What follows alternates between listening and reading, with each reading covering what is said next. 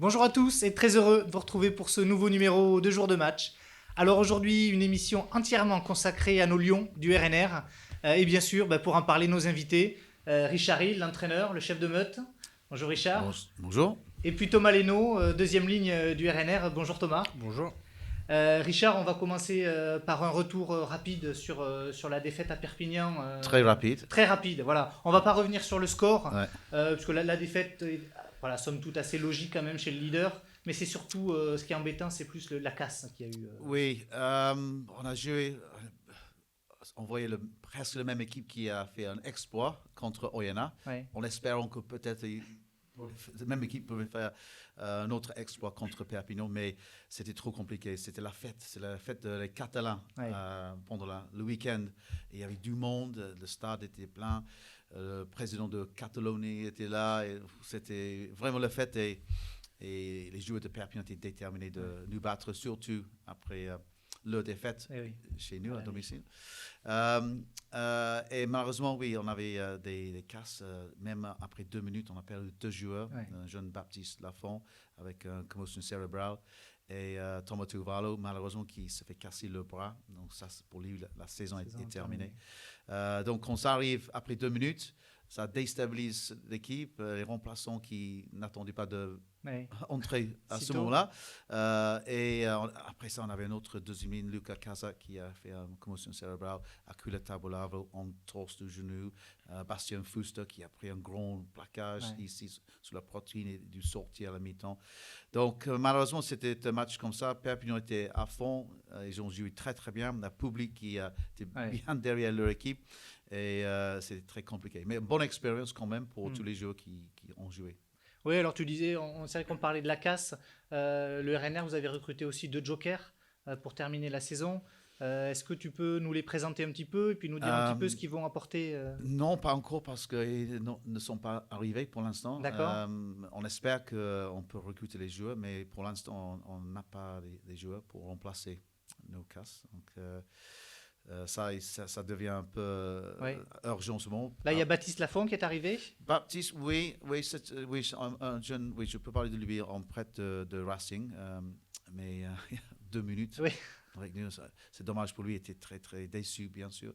Un joueur avec beaucoup de potentiel. Ouais. Son père, Jean-Baptiste Lafont, a joué pour l'équipe nationale de la France. Et son fils a beaucoup de potentiel à Racing. Les mêmes qualités que son père. Le fils va dire oui. Oui. Oui, Ah bien, oui, il m'a dit oui, même meilleur Ah oui. que mon père. Mais Un très modeste aussi. oui, très mal. Mais 2 minutes, Ouais. malheureusement, il était obligé de sortir. Ouais. Mais on espère que ce n'est pas trop grave. On espère qu'il peut être dans le groupe ce week-end. On verra.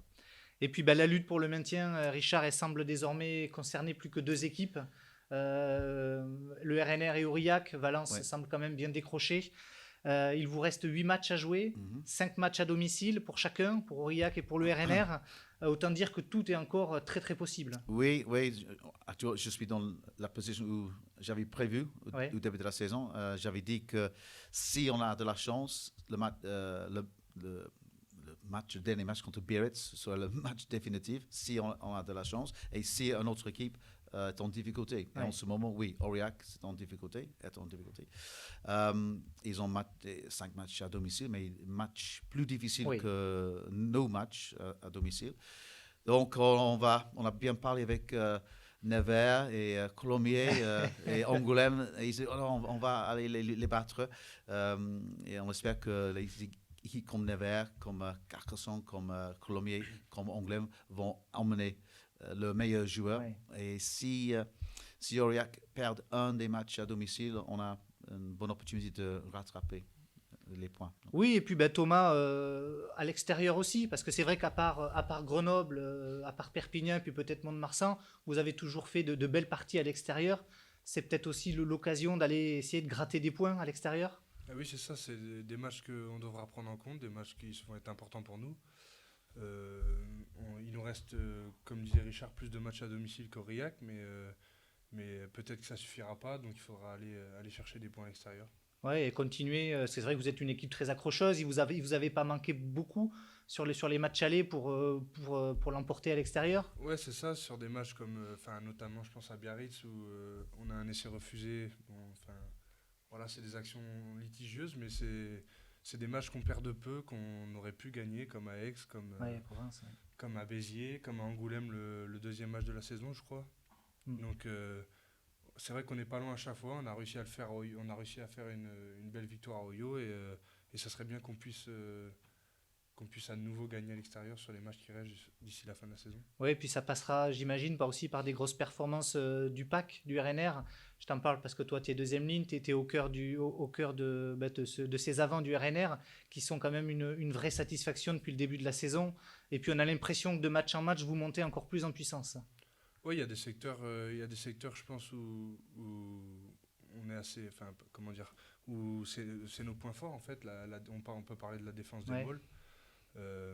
Après, il nous reste des secteurs à améliorer, notamment sur notre conquête à nous. Quand on arrive proche des lignes, voilà, on essaye d'axer le travail là-dessus pour pouvoir marquer plus d'essais. Mais on voit que ça progresse, parce que Perpignan essaie des essais d'avant, Soyaux aussi. C'est quelque chose que vous travaillez on bosse, je pense qu'on bosse assez bien avec Tom Palmer là-dessus.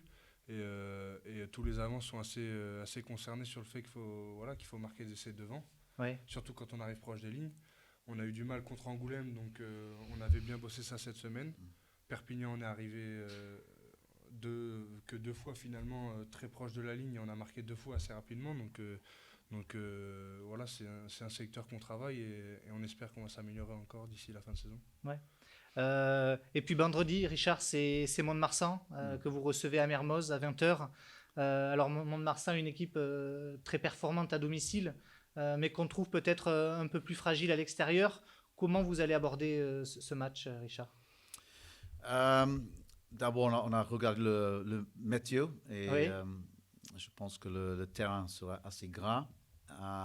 Peut-être pas le soir de jouer beaucoup, écarter le ballon beaucoup et proposer beaucoup de jeux. C'est plutôt, on va compter sur les avants et un bon stratégie avec le jeu au pied. Et c'est pour ça que c'est important de continuer à progresser. Malgré la défaite contre Perpignan, c'est vrai que ce que Thomas a dit, c'est que le but, c'était de concrétiser le travail qu'on fait et marquer les essais. Et contre Angoulême, 16 fois dans les 22 et un seul essai. Et 2 fois dans les 22 contre Perpignan et 2 essais. Donc si on peut ajouter ça à notre performance ce week-end, encore une fois, je vais demander beaucoup aux avants de bien bosser cette semaine sur le maul, parce que le maul va être une arme très très importante vendredi. Et bien sûr, derrière, la charnière, le 9, les 10, un bon jeu au pied. Bonne occupation. Donc pour nous, je pense que le match va être décidé avec un bon maul pour avancer. C'est le travail des avants. Et ensuite, il ne faut pas taper trop loin parce qu'ils ont des joueurs qui sont très très forts en contre-attaque. Ouais. Donc on va taper pour essayer de récupérer notre ballon et même fermer l'espace. Donc le arrière il a marqué un essai magnifique contre nous à Mont-de-Marsan. Donc il ne faut pas laisser un arrière avoir assez d'espace pour contre-attaquer. Donc on a certaines stratégies, on va mettre en place. Et c'est ça qu'il faut bosser beaucoup cette semaine. Et concrétiser les temps forts parce que vous en avez de plus en plus. Oui, au début de la saison, notre problème, c'est qu'on n'a presque jamais arrivé dans les 22 adversaires. Donc, on a fait beaucoup de travail pour la conservation du ballon. Maintenant, on arrive très, très souvent dans les 22. Et comme j'avais dit tout à l'heure, contre Angoulême, quand on a 16 visites dans les 22 adversaires, mais on marque une seule fois, c'est pas assez.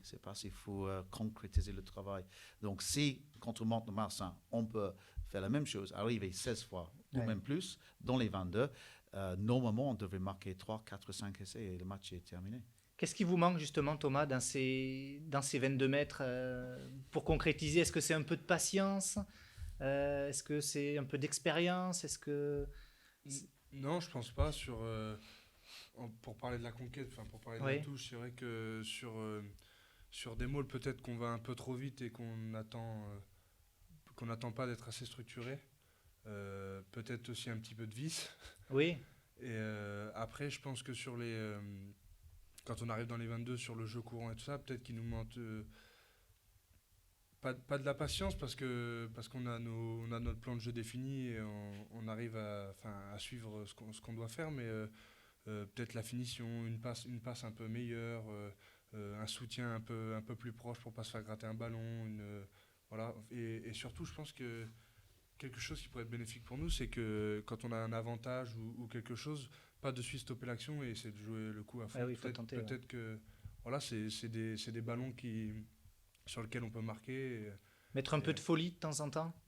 Peut-être de temps. Je sais pas, Richard. Je suis pas sûr que tout le monde aime ça, mais Calme-toi. C'est pas très anglo-saxon, là, la Non, folie, mais non.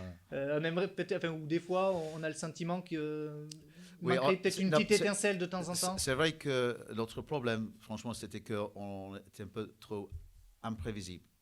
Trop prévisible. Ouais. Donc, on a changé un peu notre structure avant Perpignan pour avoir 2-3 options Ouais. quand on est proche de la ligne. On avait 1 ou 2, mais les adversaires, ils regardent les vidéos de tous nos matchs et je pense que si on parle d'Angoulême, par exemple, et Béziers, ils ont bien défendu parce qu'ils savaient notre stratégie. Donc, on a changé un peu notre stratégie quand nous sommes à 10 mètres de la ligne. Et ça a bien marché contre Perpignan.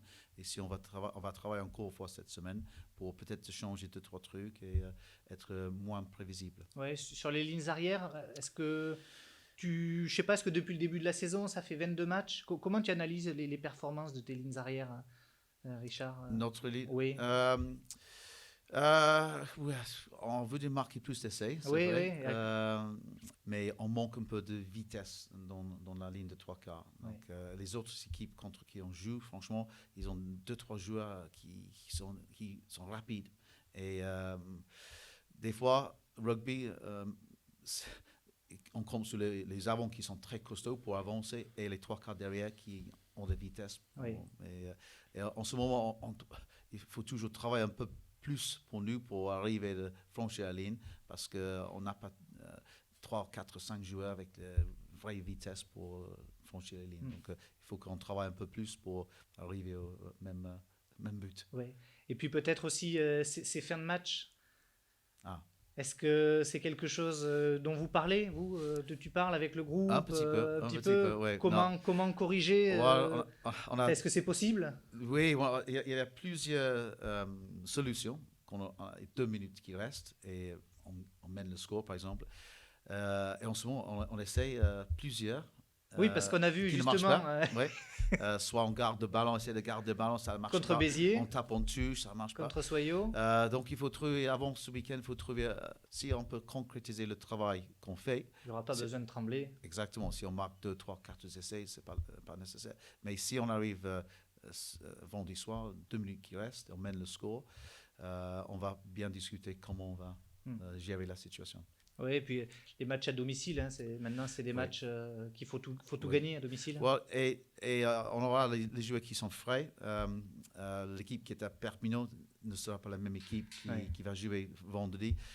J'ai 7 joueurs qui n'ont pas joué contre Perpignan, donc ils sont frais, 7 sur 8. Il n'y a que Thomas qui a joué 4 matchs dans ce bloc, mais j'ai mis Thomas en repos lundi, mardi pour être bien frais pour le week-end.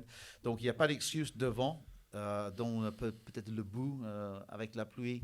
Ça va être un match dur pour les avants, mais ils sont frais. Donc, ça, c'est l'avantage que nous avons contre Mont-de-Marsan. Il n'y a pas d'excuse. Ils auront beaucoup d'énergie. Et j'espère que ça va compter ce week-end. Oui, et puis peut-être besoin du soutien aussi de Mermoz. Oui. Hein? C'est ça. Et des fois, je sais que nos supporters aiment regarder les matchs, mais ils ont besoin vraiment de monter l'ambiance avant le match. Des fois, on fait le coup d'envoi et tout le monde regarde. Tu veux des supporters et pas des spectateurs? Oui, c'est ça. Les personnes qui crient tout le temps, parce que ça aide beaucoup. Thomas peut parler plus que moi, mais même moi, au bord du terrain, quand je vois que la public chante et encourage les joueurs, ça aide beaucoup. Ouais. Oui, c'est ce qui explique aussi, Thomas, peut-être les bons résultats à Diochon. Oui, c'est sûr, le stade est plein. Moi, personnellement, je trouve que c'est vraiment pas la même ambiance. Ouais. Après, forcément, on a besoin de ça, on a besoin de se sentir aussi encouragé, parce que c'est vrai que c'est une saison compliquée malgré tout, mais c'est vrai que sur le terrain, quand on a 6-7 000 personnes qui poussent derrière, qui chantent, voilà, où il y a du bruit, c'est quand même positif pour l'équipe. Ça nous transcende, on va dire. Oui, je dis toujours, par contre, c'est nous qui devons aider l'ambiance. Ouais, bien sûr, si on commence bien, on marque 1-2 essais, tout d'un coup, la public sont derrière. Et c'est normal, ils attendent quelque chose. Et c'est pour nous à bien commencer le match. Et si on arrive dans les 22, marquer des essais. Et après ça, je suis sûr que l'ambiance va être une très très bonne ambiance. Merci Thomas, merci Richard d'avoir été sur le plateau de jour de match. Je vous donne donc rendez-vous vendredi à 20h au stade Mermoz. Venez nombreux, les Lions ont besoin de vous. Merci à tous.